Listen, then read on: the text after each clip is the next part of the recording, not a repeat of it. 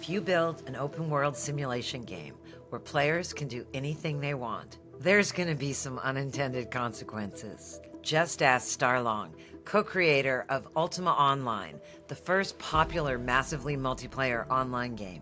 During the testing phase, we got all sorts of shocking experiences. The most famous one is where Lord British, Richard Garriott's character, while we were going around giving a State of the Union address throughout the world, his character was assassinated. Many people are like, well, surely that was like an orchestrated or narrated event, and like that you planned for. Is like, no.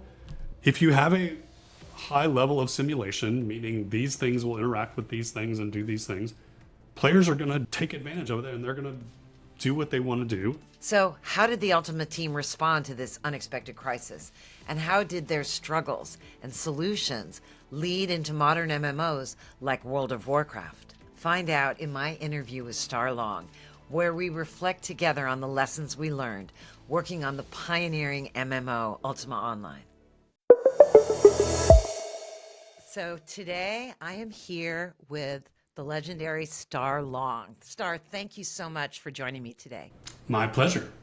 So you and I worked together long ago in another lifetime on Ultima Online, which was a pivotal MMO in the history of games. We're going to talk about that, as well as many other things you've done in your career. But I want to get started by winding it way back and finding out what first motivated you to get into design and tech and gaming. What was your background? Well, how far do we want to go back? Do we want to go back to Starr Long was born in the Deep South? That far back?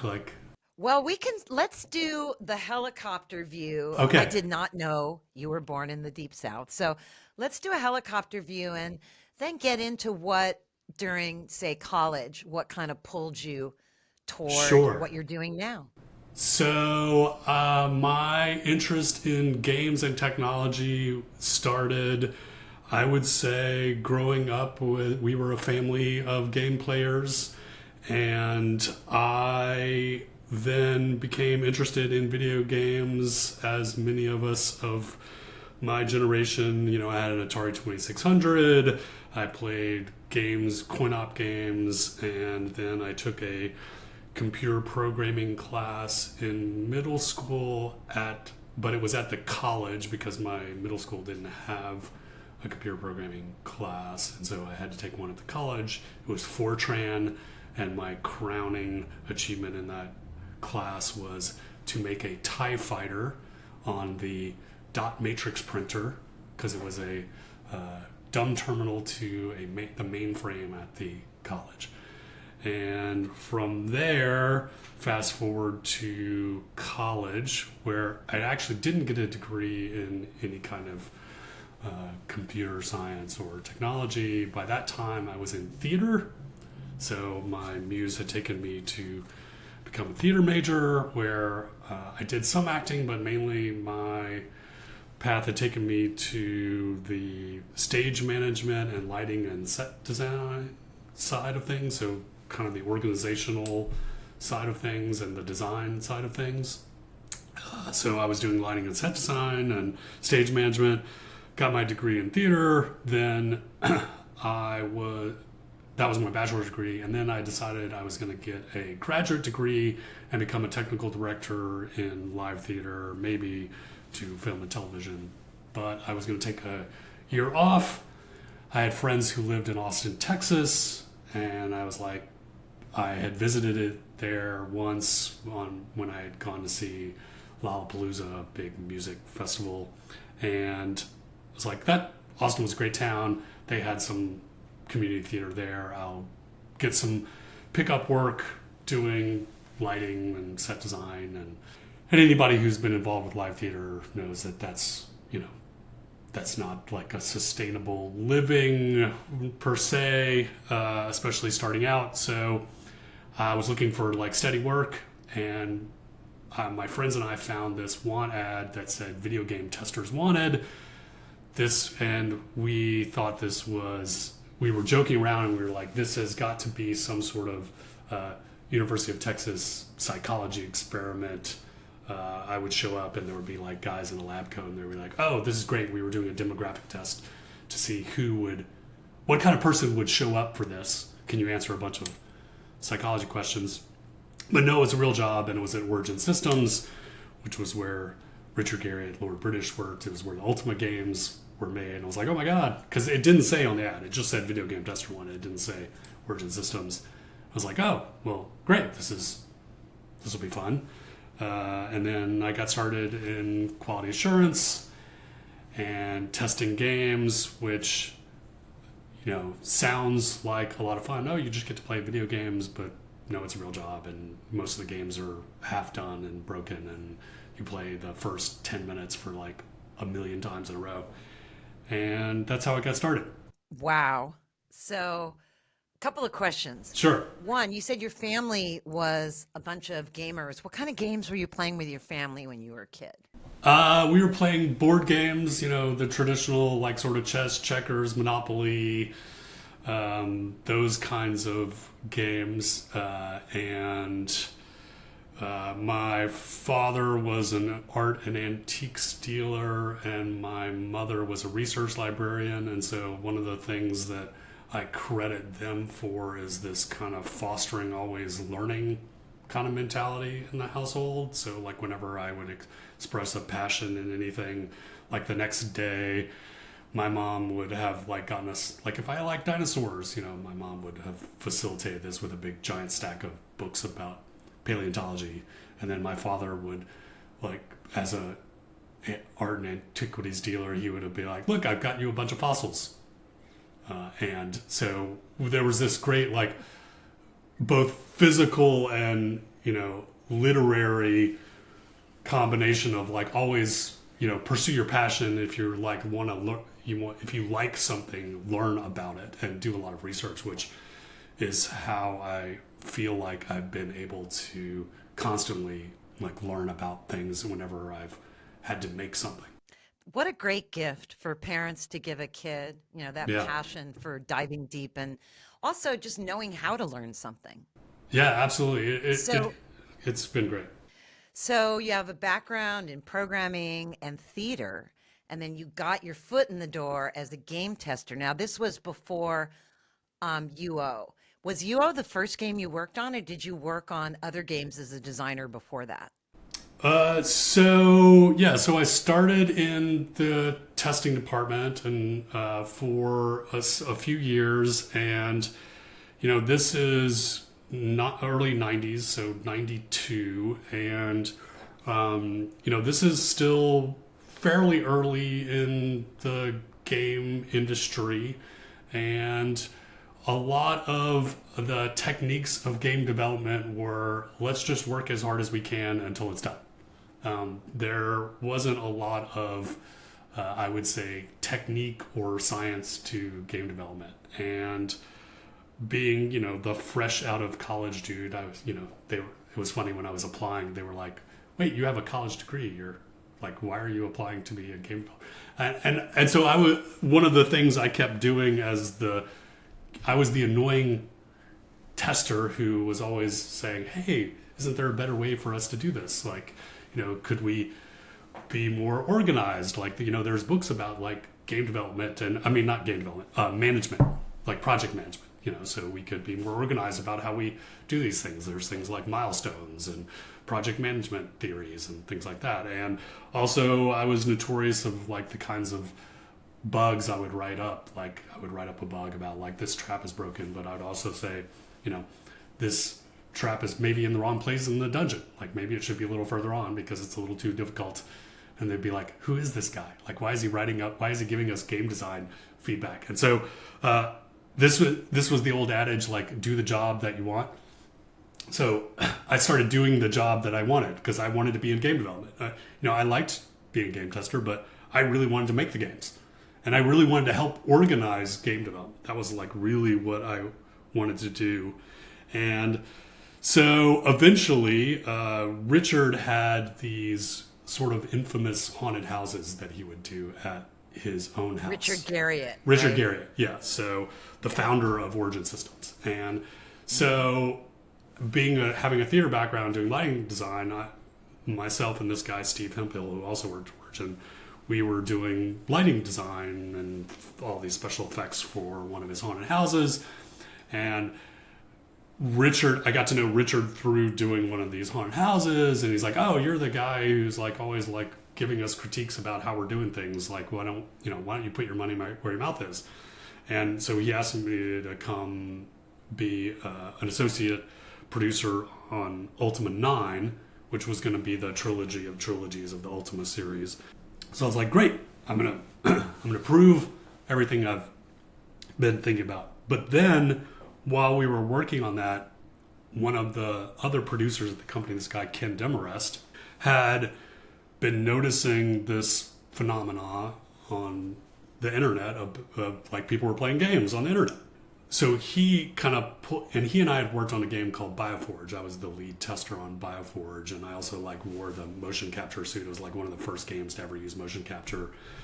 And he and I started talking, and I was like this avid Doom player at the time, and I was like really passionate about multiplayer games, and I was like, and I had played a lot of D&D, and Ultima for me had always been like, well, we've got this single player computer role playing game that's really just simulating with a single player game what we experienced playing D&D with our Dungeons and Dragons party, but it's all as a single player experience. Like what I really want is a computer role playing game that lets me play D&D but with other players. And he was like, yes, that's what the internet can do. And I was like, great, we should do that. And so he convinced me that instead of being the associate producer on Ultima 9, we should make a multiplayer Ultima. And we codenamed it Multima.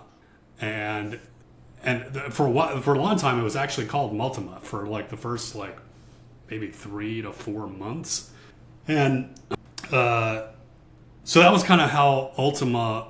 So it was, me playing Doom and wanting to like recreate Dungeons and Dragons, and Ken, Demarest seeing all what's happening with like, Gemstone on AOL and Air Warrior and all these other like MUDs and things like that were happening. But everyone at Origin at the time, we were all, single player game developers. And I mean, none of us had built anything multiplayer yet. Although we had done a Wing Commander Academy. We had done Wing Commander Academy, which was like, a 2-player dogfighting. So we had a little bit of experience, but not anything over the 2-player couch co-op?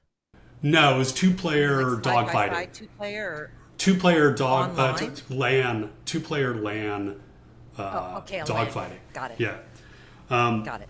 And but none of us had done anything like over the internet, like, and certainly not like what would ultimately be called massively multiplayer game. And so we quickly realized we would need to like bring in somebody from the outside, and that's when we brought in like the first sort of outside expert, which was this guy Rick Delishmitt, who had worked on Legends, the Legends MUD with what would eventually be Raph Koster and Kristen Koster, who had also worked on that, and that's how we built the nascent Ultima Online team. And what year was this? This was end of 94, beginning of 95. So some people listening might not know the history of the Ultima games and what the Ultima games stood for and meant in the industry, and what Richard stood for. Because when you look at Ultima Online and you say, how the heck did they pull that off? How did that come to be?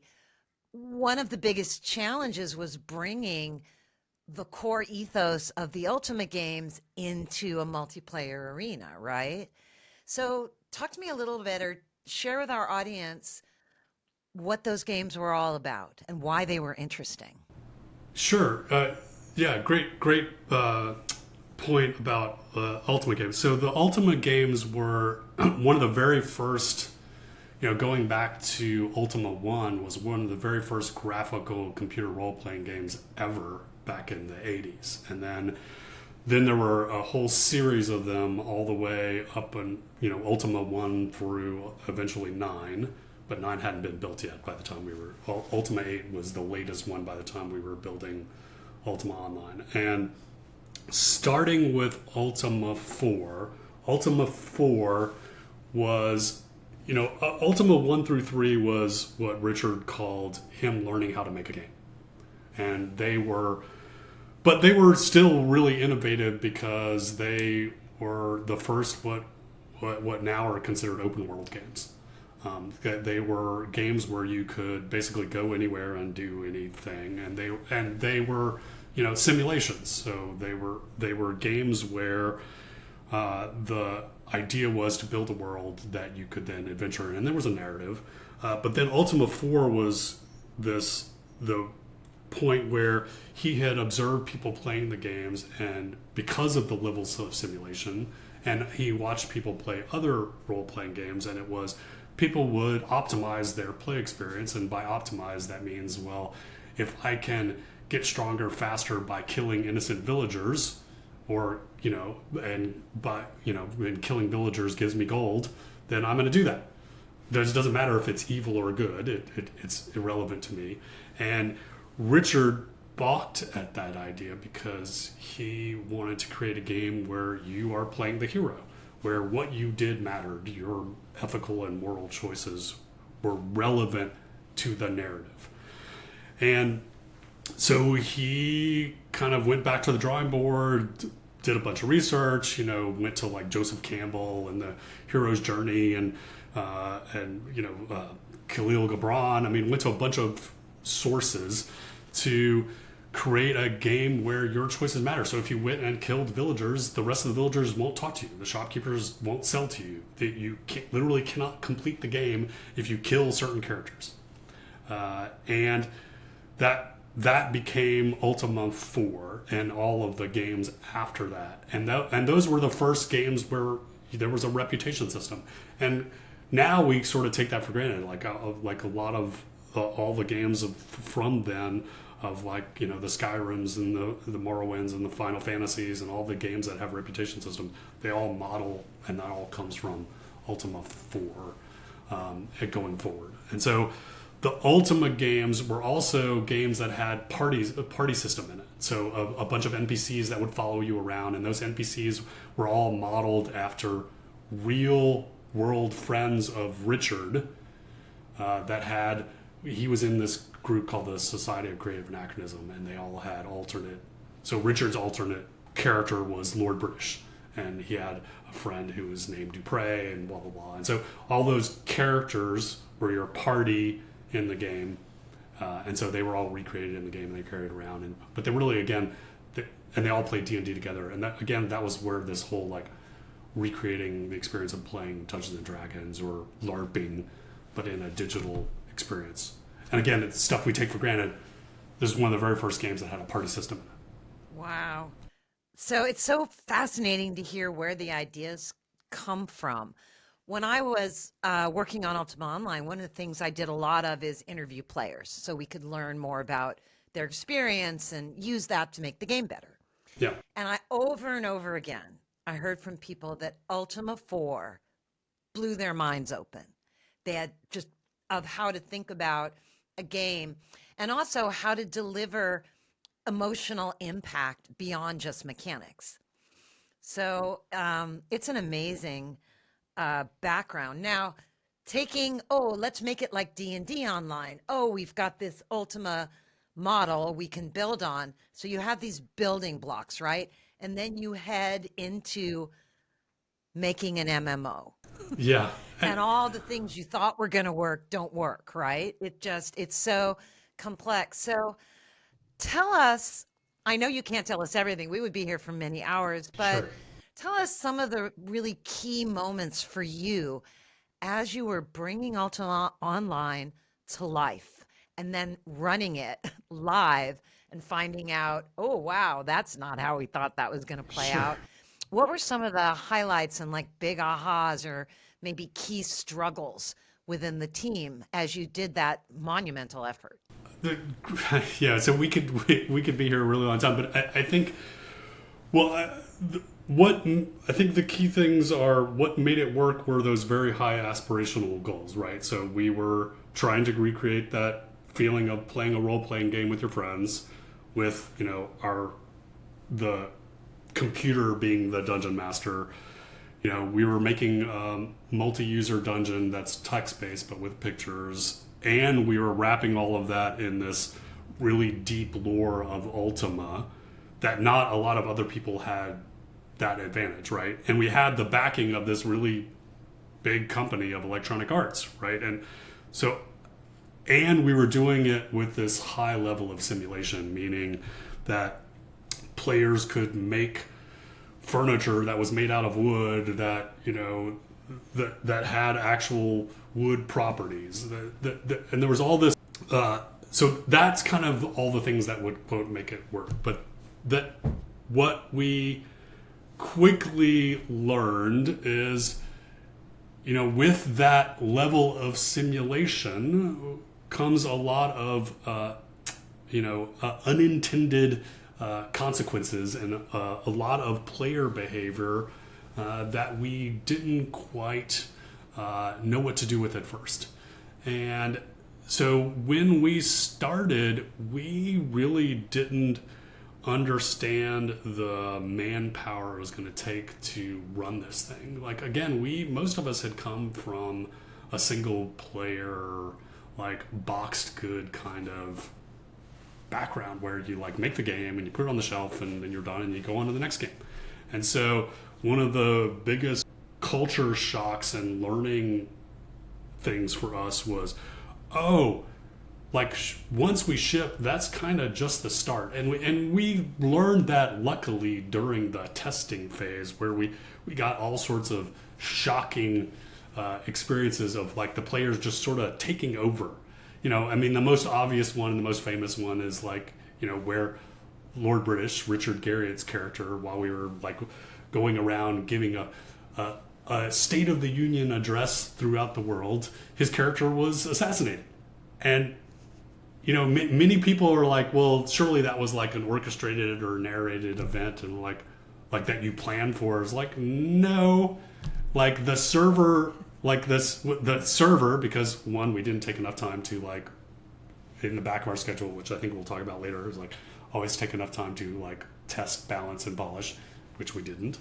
So the server went down during this State of the Union because like so many people were online and like concentrated in small areas, which this game couldn't handle. Server went down, came back up. Richard didn't turn on his immortality flag. He's giving a speech. This character Reigns casts a fire field. Richard's like, ha ha ha, you can't hurt me. Oh, and he dies. And we're all like, Lord British is dead.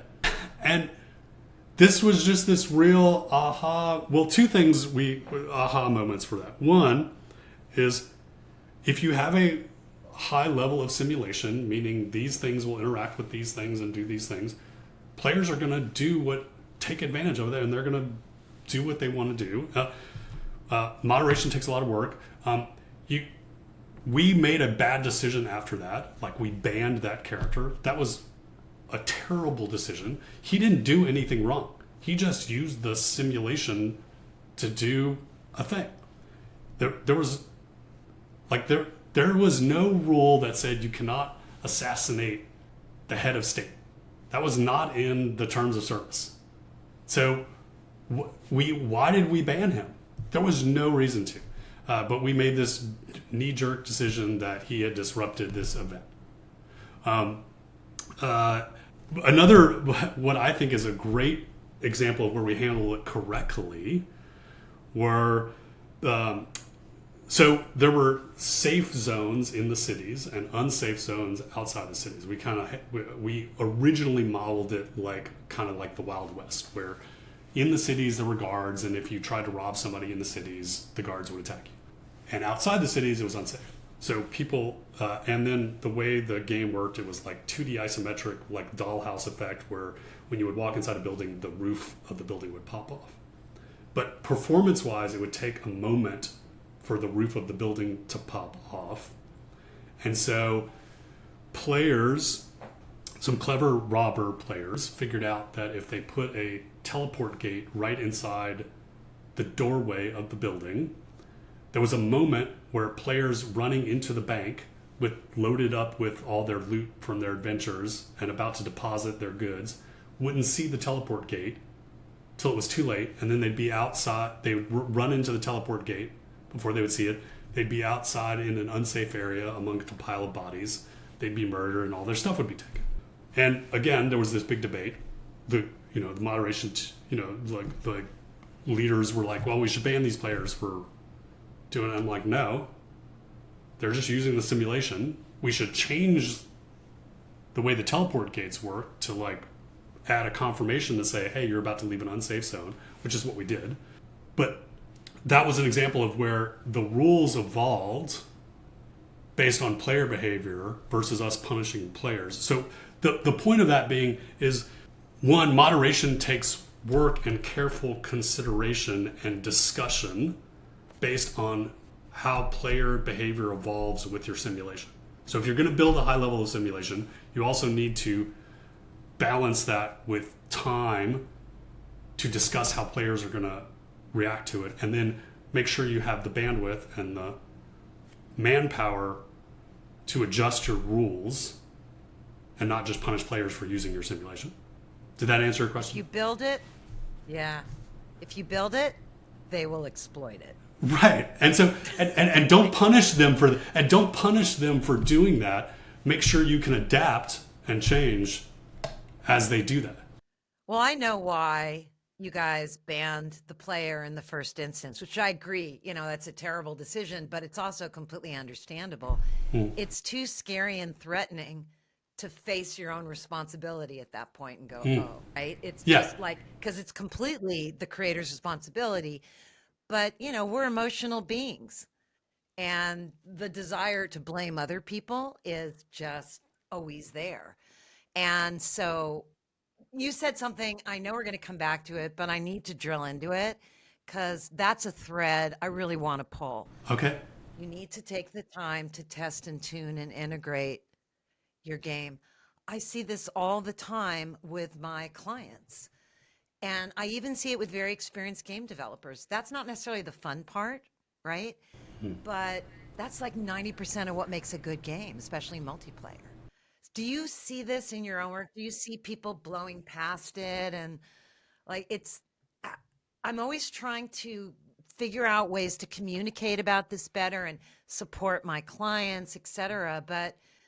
My catchphrase is 5% design, 95% tuning.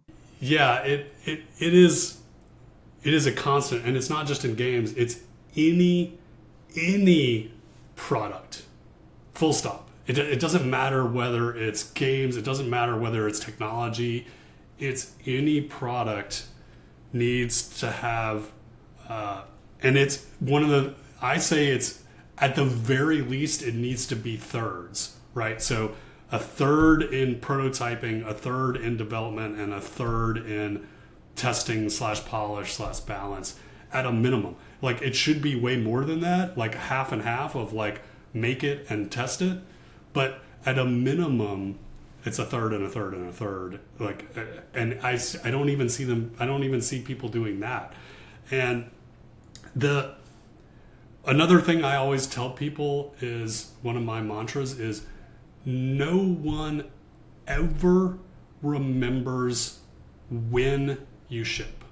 So the translation of that is the quality of the product at the time you deliver it is what everyone remembers. No one remembers the actual date it happened.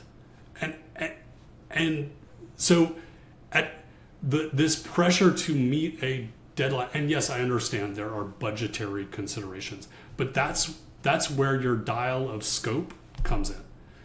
And the one thing I will always push the team and push clients and say is, you have to prioritize.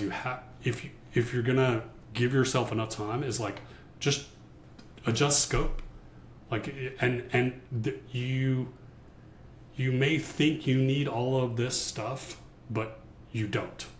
And if I could go back in time on literally every single product I have ever made, I would reduce scope. There's literally not a single product I've ever made that I felt like it didn't have enough stuff in it. Yeah, the problem is to reduce scope, you have to prioritize, and to prioritize, you have to know what's important, and that's hard. Yeah, and It's hard. that's one of the, like, literally the first thing I make every team do and every client is make a top 10 list. And and revisit it every sprint. And what I try to get them to understand is it's not going to be right the first time. And that's okay. Like, you just make it. And it's okay if you don't get it right. And sometimes they'll get over that hump if you coach them and say, look, it's okay. You're going to put things in the wrong order, and we're just going to adjust it every month, and you're going to move things up and down. But what it gives you is this tool to say things at the bottom are going to fall off, and that's okay. Because and this is a sort of also a common theme in, again, every product I've ever made is your most powerful tool of making anything is edit. And I think that's one thing that I coach anyone who wants to ask me about making is reduction is your most powerful tool. It's not creation, it's reduction. Yep. Yeah. You're speaking my language. And, as a system designer, reduction means reducing the number of interacting systems. But I also know that a lot of people, especially people that come out of web, it's hard for them to think in systems. And so they look at reduction as which features rather than these 3 features fit together into a system, that we can look at coherently. Is that something you run into with your clients as well? Yeah, I do. And so what I try to get people to understand is it's not just the number of features, it's content within them as well. And like you said, it's how they interact with each other. And, if it's in a technical discussion, I'll use the term use case. So we always reducing the number of use cases, especially in the beginning. Like, how many different cases are we trying to solve at the beginning? Because the simpler we can make it, the number of edge cases that we're, the narrower that funnel at the beginning, the easier we're going to make it to test, but the easier we're going to make it on the user as well. Because everything about the user experience is going to be more streamlined the narrower you make those use cases, especially at the beginning. You can always expand it. It's kind of like the same argument for mobile first, right? Because mobile first forces you to reduce the number of clicks and the number of screens, and like if you're designing a website for mobile, for example, the reductions you have to make is so much different than if you're designing a website for a computer. And it's the same kind of idea, right? Yep. Yeah, totally. So one of the things that powers all great creations are partnerships and teamwork, right? It's a real team sport, what we do. And you have a long-standing partnership with Richard Garriott through a number of projects. And we talked a little bit about Ultima Online. I'd also like to talk about Shroud of the Avatar, what you learned from that.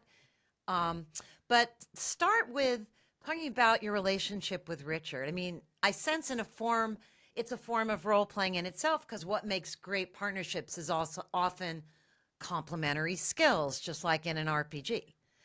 So what makes your relationship with Richard work, like when you work so closely and so successfully on UO? A great question. So how are you complementary? Yeah. So Richard Garriott and I have worked together in various capacities since I started at Origin Systems back in 1992 in quality assurance, where the very first game I tested was Runes of Virtue, which was the Ultima on a Game Boy. And so my first interactions with Richard was me playing Runes of Virtue on a Game Boy with him looking over my shoulder. And since then, then our first game development projects together were Ultima 9, as me as associate producer briefly before we worked together on Ultima Online. And then we worked at NCSoft together on Tabula Rasa, and then we worked on Shroud of the Avatar together. And I would say that where we complement each other is Richard is this creative visionary. I mean, he really deeply thinks about like what the worlds he wants to create and how he wants those worlds to react to the user. The sort of level of simulation, the narrative he wants to create for the user. And he used to do it all himself. I mean, up until Ultima 4, he wrote it all, he programmed it all, he did all the art, and even through 4, he was still contributing heavily. And it wasn't until Ultima 4 that other resources sort of transitioned onto those projects and started assisting him and helping out. And Ultima 5 was the first one where he was mostly in a, creative oversight role. And where I think he and I complement each other is, I have much more organizational bent. My powers are like one, helping everyone understand like what is the most important. Like what is the most important things we need to get done? What are the sequence we need to get those done in? And how, and also the how. How are we going to make that happen? And as technology has advanced and the size of the teams have grown, that need for that kind of organizational skill and power has kind of grown, and the need to, the teams from, the team from Ultima 4 was like, 10 people, and then like on, Tabula Rasa we had like, 100, and if you count like outsourcing, we had like, 200 or 300 people at one point. So the way to organize and to run those teams changed dramatically. But I think it was interesting. There was a pretty blurry outline about like, we also shared a lot of creative roles in that job. He and I would brainstorm a lot because like one of the things that I'm also really good at is like visual brainstorming on like a whiteboard. So as in when we have to like, again, figure out how to do something, one of the things I'm really good at is like, sitting in a room with a team and or just like me and Richard and like going, okay, well, these are the 10 things we have to do. How are we going to do them? Like, what's your idea for like this system, and how are we going to like flowchart that out? So I think that answered the question.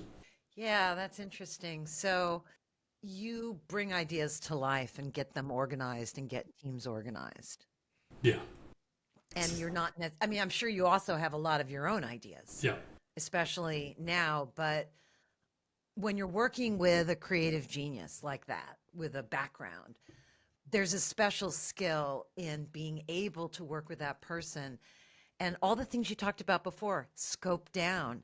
When people have big visions, it can be very challenging to scope down, right? Yeah. I mean, that is, when you have, a creative lead or an executive or a management team, that wants a lot, within a certain time frame, you know, your job as the product lead is all about scope, honestly.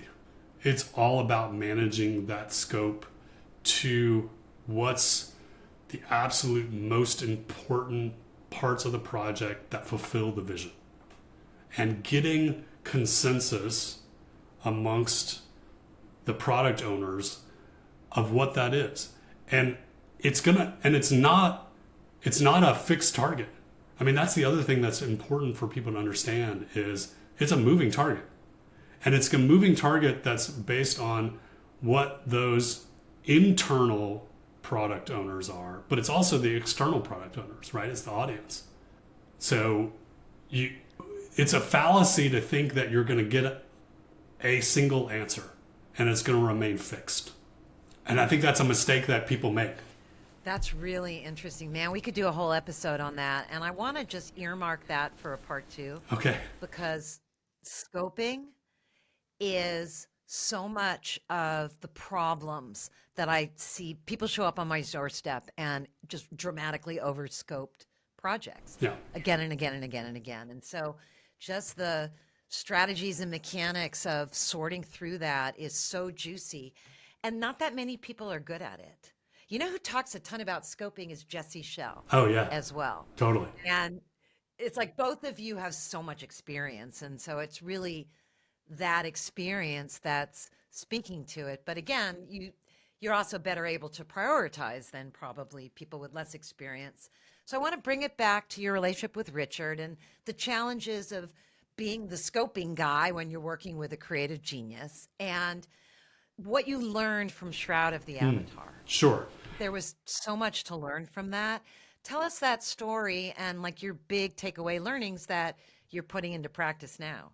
Sure. So Shroud of the Avatar, those who are not familiar, that's the most recent project that Richard, Garriott, and I worked on. And it was a crowdfunded project. We started on Kickstarter.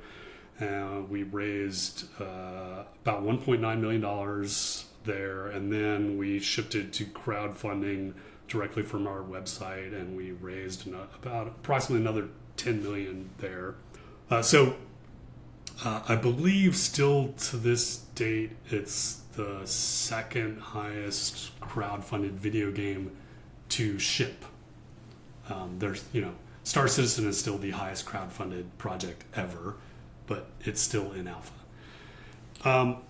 And it's it's a computer role-playing game, and the pitch was we're going to make a modern successor to Ultima Online, but it's also going to have a single-player narrative a la the Ultima series.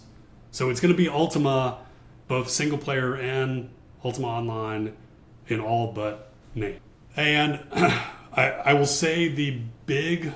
And we had a lot of things that I think and one of the big high aspirational goals for that, in addition to we're going to make an MMO and a single player game all in one. The other big high aspirational goals was we were going to be very transparent about how we were making the project, and we were going to do constant product deliveries while we were in development.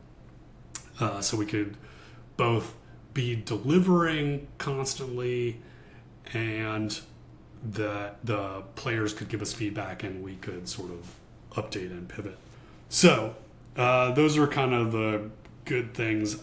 I would say the biggest learnings, I would, in no particular order, although I will attach importance as I explain these, is one big thing we learned is we made one big mistaken assumption about our audience size fairly early on and then never adjusted it, which is we made this assumption that our crowdfunding audience would be like this core super fan, our stans, and then post launch we would then acquire some larger audience commensurate to Ultima's audience size. What turns out to have happened was that core audience we got during crowdfunding was our total audience size.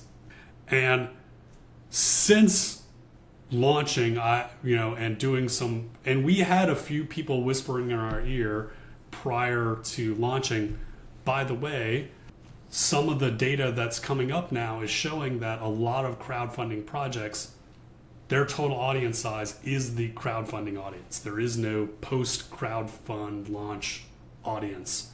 You're not going to get a bunch of other people. And there's a few exceptions to that, but turns out most crowdfunded projects, the people who crowdfund them, that's all they get. They don't get another audience post-launch. And that's true for, I think, like anywhere between 75 to 90% of crowdfunded projects. It's a rare exception. That's a really important business insight. Yeah, and which had we known, we would have made some very different business decisions. And that it's a rare exception that now there are exceptions. There are, as in everything, there are, but it's like 10%. Then go on to like be a normal product where they have a bunch of like bigger sales, but it's pretty much 90% of crowdfunding projects that's their audience, full stop. So we made a lot of financial decisions based on this audience size that then turns out hurt us badly. Second, we were very transparent about like our, we did weekly updates. We, again, monthly releases. We did these constant live streams about what was happening. So we felt we were very transparent, but we had made a bunch of here's what we're going to deliver to the audience, including like during the Kickstarter, like we got into this fever of, and then on our own website too, of like delivering content to make more money, i.e. like, hey, like here's a bunch of things you'll get if you give us money. Like you're going to get this house and you're going to get this mount. And it worked. Like we made money doing that. But that constant like ladder of like, we need more money, so let's make more stuff to make more money. Some of it worked fine for like how much effort it was versus the return versus the work we needed to do just to make the game. But a lot of it was underwater, like especially stretch goals we made, and what I'll say is the ones we made at the beginning, the goals we told the players during the Kickstarter especially of what we would deliver versus ones we did later were totally backwards as far as like level of effort versus the generating the money we needed to make the game. And what we should have done in 2020 hindsight is periodically gone back, revisited those and said, you know what? We've looked at these. The level of effort it will take us will do irreparable harm to the actual development of the game. It would be bad. It would be irresponsible of us to spend your money on that, even though we promised you we were going to give you that. We're going to give you something else instead that's a better spend of your money, but we didn't. And we felt like there would have been too much of a public backlash, which we were already getting as it was. There was already a bunch of controversy around us. We were getting lots of negative feedback about how long it was taking and what we were delivering anyway that wasn't quite matching what we said. And what all of this leads to is back to what I was talking about before, is your most powerful tool as a creator is the ability to edit. Your ability to reduce and or even just change and pivot. And crowdfunding, because what crowdfunding requires you to do is crowdfunding requires you to define your product at the beginning. When you're at the beginning of your product, it's by definition the time it should be the least defined, the most amorphous, so you can iterate against it. But you have to tell people, here's what I'm going to give you for the money. And if you deviate from what you told them you're going to give them from your money, they're like, well, you cheated me. I gave you money for this thing. And if you change that, well, I want my money back because that's not the thing I told you I was going to give you the money for. But that's not how product development works. Product development says, okay, well, I thought I was going to make this thing, but now that I'm making this thing, well, it's not really fun, or it costs too much to make this, so I need to pivot so I can make this thing instead. So you're locked into this basically untenable position. And that's where we ended up. We ended up in this. We had to meet this laundry list of goals that were uneconomical. In some cases, maybe not even the most fun or the best product that we could have delivered for the money, but they met the letter of the law of what was on the product list. And we felt the cost to change would have been too reputationally expensive, and or maybe even legally expensive. That's the other thing. There's a whole legal aspect to it where maybe we would have been sued. You know, you get into this like legal conundrum to the point where I don't think I would ever do a crowdfunded game again, ever, because of all of those issues. Unless it was like I would be really amorphous about it, but then like who's going to give you money for being like really amorphous? It's this catch-22. You know what's crazy? Yeah. You just described 80% of crypto gaming. They ran like you were experiencing. You're such a friggin' pioneer on the edge, Starr. You experienced all that before crypto gaming, but I had a lot of crypto gaming clients the last few years. Same dynamic.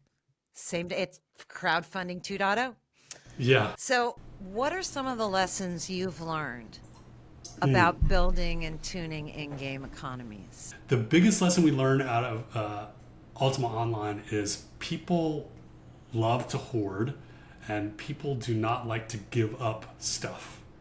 And a game economy needs faucets and drains, meaning that there has to be inputs and outputs. And there has to be a very, very strong incentive for that output because it is completely opposite of human nature.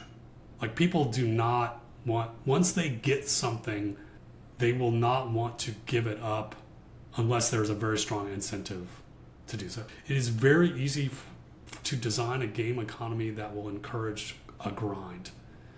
And meaning that your players will do things that they will do behavior that is not joyful. And that will, over the long haul, will drive them from your game. And so when you're designing your game economy, you have to make sure that the things that are producing extrinsic rewards like currency are intrinsically rewarding, that they are fun. Right. That is incredibly good foundational advice. Yeah. Because all the other advice, if you don't get that right, won't matter. Right. Right? Yeah. So you mentioned testing a bunch of times and you have to pay attention to players, and it's a big mistake not to, and couldn't agree more. Testing is like my heart and soul in a way. But one of the other things I learned over time that I want to get your take on is not all testers are created equal. And in fact, part of scoping down is deciding who you're going to listen to and who you're not, like who your audience is. And everybody wants to serve everybody, but that's the opposite of innovating successfully. Right. So when you're bringing a product to life, how do you decide and how do you help your clients decide who to listen to and who to ignore? That's a great It's hard, right? question. To be innovative, I'm always going to be listening downwards and outwards, meaning, I'm usually listening to my team and my audience, and I'm rarely going to listen upwards. And that's cost me politically, by the way, a lot. And when I'm talking about upwards, I'm talking about executive and management, even though they're my product owners. The other piece of advice I would say is data is valuable except when it's not. Data is great when you are creating a product or a mechanic that is very much like an existing mechanic or an existing product. But data is all but useless if you are creating what I will call something new, or something that is disrupting a category or disrupting a mechanic. The classic example I like to give is the sales forecast for Ultima Online. So our sales forecast for Ultima Online was 30,000 units lifetime because they based that sales data on the Genie Air Warrior, which had 30,000 users. And we had 50,000 beta testers sign up in 4 days. So my point being that, ultimately your job as the product leader is you really ultimately need to listen to yourself, and you can take these data inputs like from your team and from your audience and from executive and from data. But if you are doing something truly disruptive and innovative, that's your job. Your job is to filter all of that and decide what needs to be done. Yep. So what's catching your interest these days? Of what trends are you following? What are you excited about? Well, I'm going to start with creator economies. So I'm really excited by what Fortnite has been doing recently. Roblox has been doing it for a long time, but Fortnite has joined the fray recently. And then I don't know if you've seen the bank heist game that just launched in Fortnite. It's freaking amazing. So these guys basically just made Payday, but in Fortnite. And it's like, so up until now, the games like that have been made in Fortnite have really been like aiming trainers and things like that. I mean, they've been really simplistic, but like the Fortnite, Fortnite launched all these creator tools, and then basically they're trying to compete with Roblox, right? Because Roblox has had Robux and a pretty robust creator economy. What is intriguing to me is there's been this democratization of game development. It's kind of the tale of two cities. It's the best of times and the worst of times. So everybody can make games, but everybody can make games.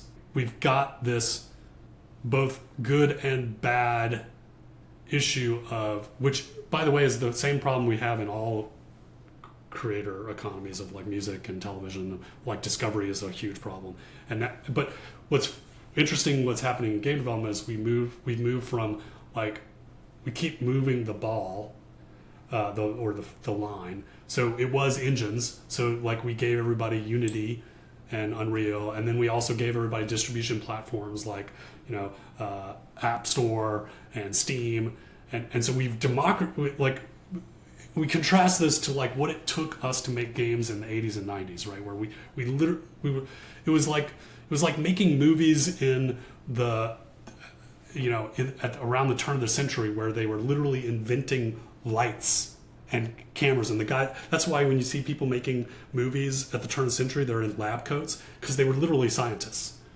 because they were inventing like the halide, like the lights would explode. That's why they're wearing like goggles and stuff. So that's what it was like making games back then. Anyway, but now we've taken it to this like crazy extreme where we're not even like making games in engines anymore. We're making games inside games.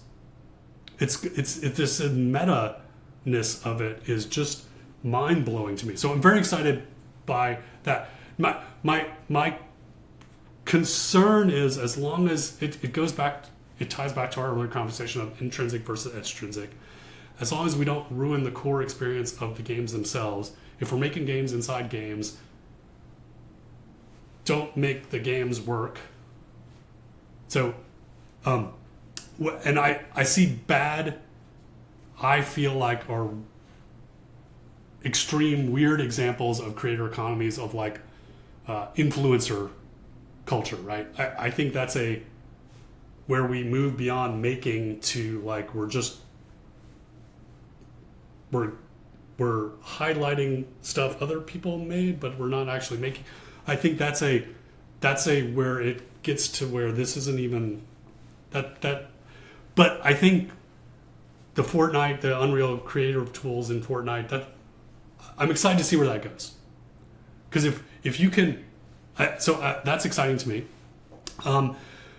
Digital twins, which I was talking about, is like if we can use all of the tools that we've made out of games. Like games are now making it so we can make the way we build cities, the way we build factories, the way we build, hospitals, all these things.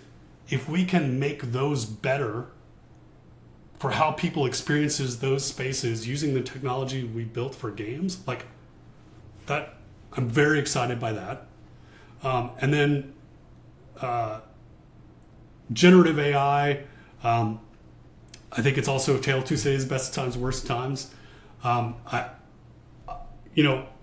with many, I'm concerned by, how they were trained, but where I'm focused on is, but I also think it's inevitable. It's like everyone who decries it, I actually talk to people, even like people in the guilds in Hollywood who are striking right now, and then I talk to my friends who are in the industry and they're like, oh yeah, I use it. And it's like, if you're not incorporating some version of it into your workflow, you're going to be disrupted. But I think we need to come up with solutions to how they're trained because of intellectual property issues. So where I'm intrigued is the divergence of it into private instances. So that's where I'm trying to focus my research and my work, and even our agency's work. We're focused on, where you can build your own private instance where you're not training it on other people's IP. So that's where stuff I'm excited about. Wow.